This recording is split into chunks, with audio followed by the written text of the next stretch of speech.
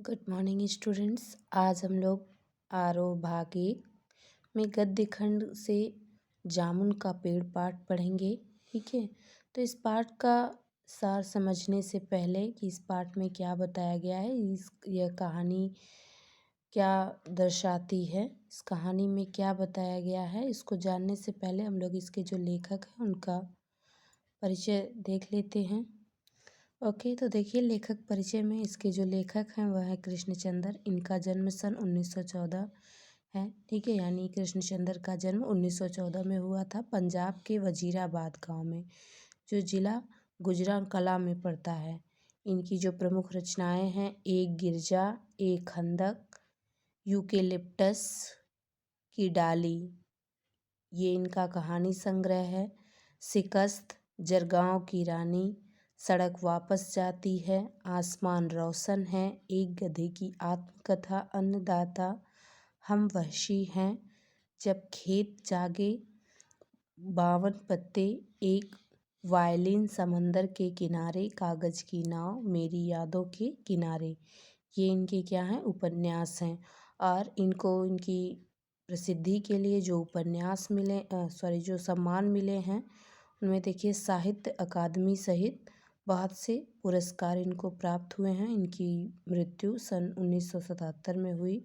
जिस तरह से प्रेमचंद का कहानी के क्षेत्र में एक विशेष स्थान है, जिस तरह से प्रेमचंद ने कहानी को एक नई विधा, एक नई ऊंचाई तक पहुंचाया है, उसी तरह से कृष्णचंद्र का नाम उर्दू कथाकार के रूप में महत्वपूर्ण है।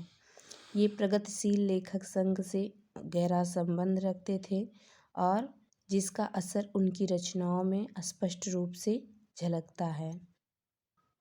कृष्णचंद्र की प्रारंभिक शिक्षा जम्मू एवं कश्मीर में हुई। इनकी उच्च शिक्षा के लिए, ठीक है, वह अपनी उच्च शिक्षा के लिए सन 1930 में लाहौर गए और फॉरमेन क्रिश्चियन कॉलेज में प्रवेश लिया। ठीक है, और इन्होंने 1934 में पंजाब विश्वविद्यालय से अंग्रेजी से एमए किया। उनका जुड़ाव फिल्म जगत से हो गया और अंतिम समय तक और ये अंतिम समय तक मुंबई में ही रहे। चलिए अब हम लोग कहानी पढ़ते हैं। देखिए कहानी है जामुन का पेड़। ठीक है, जामुन का पेड़ के जो कहानीकार हैं, जैसा कि अभी हम लोगों ने पढ़ा, कृष्णचंद्र जी हैं। और कृष्णचंद्र की यह एक प्रसिद्ध हास्य व्यंग्य कथा है, यानी यह हास्य व्यंग्य कहानी है। इस कहानी में हंसते हंसते ही हमारे भीतर इस बात की समझ भी आ जाती है कि जो कार्यालयी तौर तरीकों में पाया जाने वाला विस्तार होता है वह बहुत ही निरर्थक और पदानुक्रम तथा बहुत ही हास्यपूर्ण होता है। बात यहीं तक विराम नहीं लेती। इस व्यवस्था के संवेदन शून्य एवं अमानवीय होने का पक्ष भी हमारे सामने आता है। ओके, इस कहानी की शुरुआत जो होती है, देखिए इस कहानी का प्रारंभ जामुन के पेड़ के गिरने से होती है।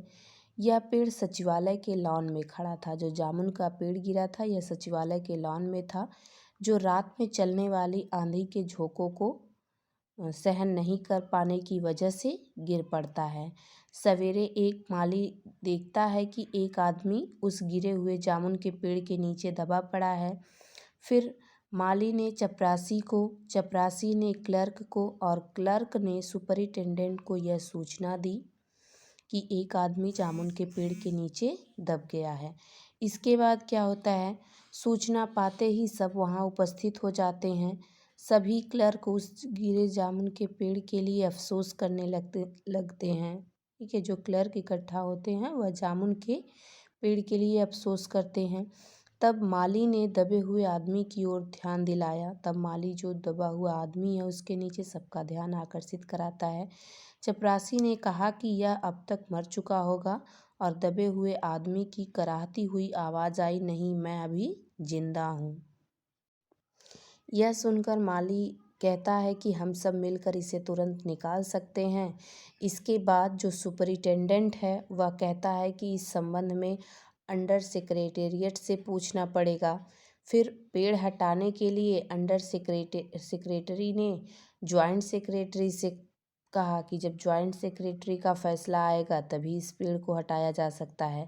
जब यह मामला जॉइंट सेक्रेटरी के पास जाता है तो वह चीफ सेक्रेटरी के पास यह मामला भेजता है। फिर चीफ सेक्रेटरी जो है वह मंत्री से पूछता है। मंत्री ने चीफ सेक्रेटरी से कुछ कहा। इस प्रकार फाइल चलती रहती है और आधा दिन बीत जाता है। यानी इस तरह से एक दूसरे के पास फाइल पहुंचते पहुंचते आधा दिन बीत जाता है। फिर जब दोपहर में भीड़ में खड़े लोग उस दबे हुए व्यक्ति को निकालने के लिए उस पेड़ को हटाने लगे तो सुपरिटेंडेंट ने आकर कहा कि यह काम कृषि विभाग का है, इसलिए कृषि विभाग को फाइल भेजी जा रही है। कृषि विभाग ने यह जवाब में कहा है कि पेड़ व्यापार जो है विभाग के लॉन में गिरा है, इसलिए उसे उठाना व्यापार विभाग की जिम्मेदारी है।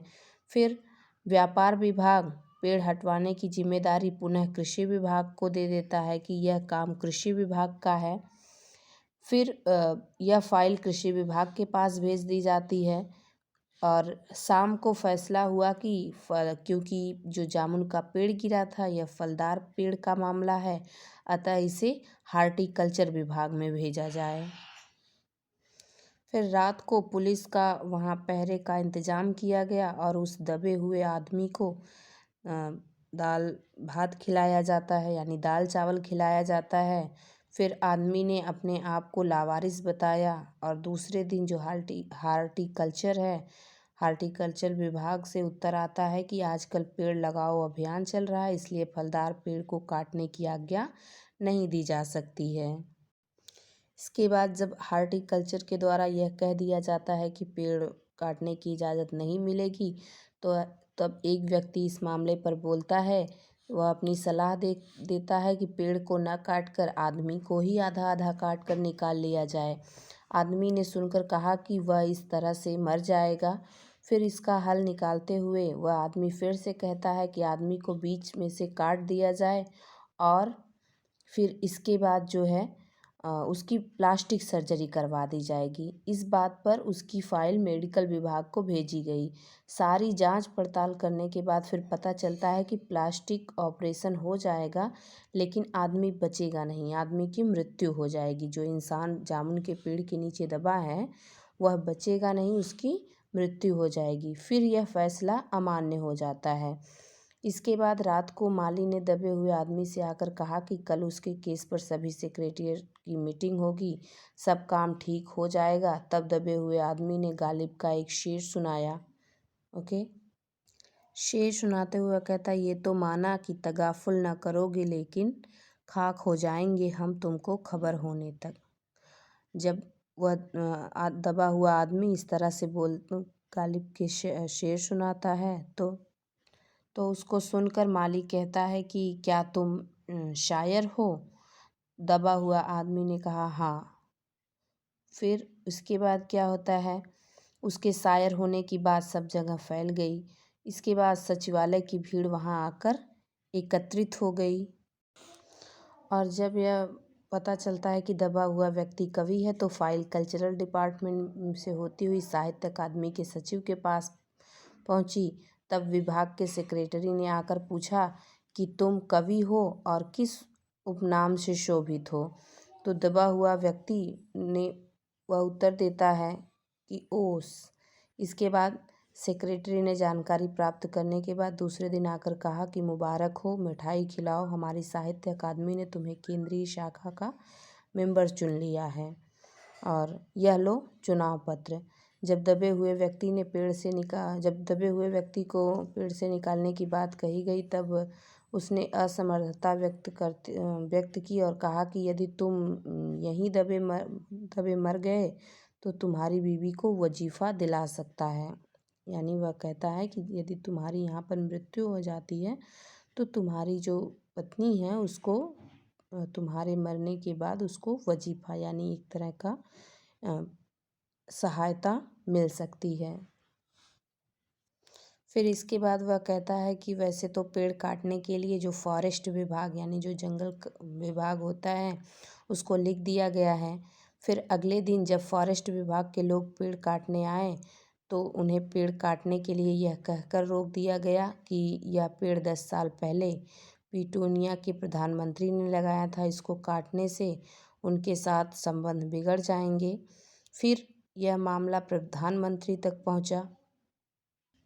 प्रधानमंत्री ने पेड़ काटने की आज्ञा दे दी। जब प्रधानमंत्री पेड़ काटने की आज्ञा दे देते हैं तब जाकर यह फाइल पूरी होती है, यानी जो एक तरह से कभी इस कार्यालय कभी उस कार्यालय में ये फाइल जा रही थी, यह फाइल पूरी होती है।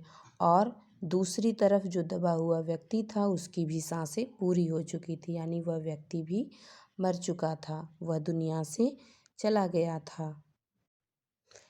इस कहानी के माध्यम से लेखक ने एक बहुत ही व्यंग्यपूर्ण बात कही है कि किस तरह से जो कार्यालयी कार्य होते हैं उनको किस तरह से विस्तार दिया जाता है। ओके।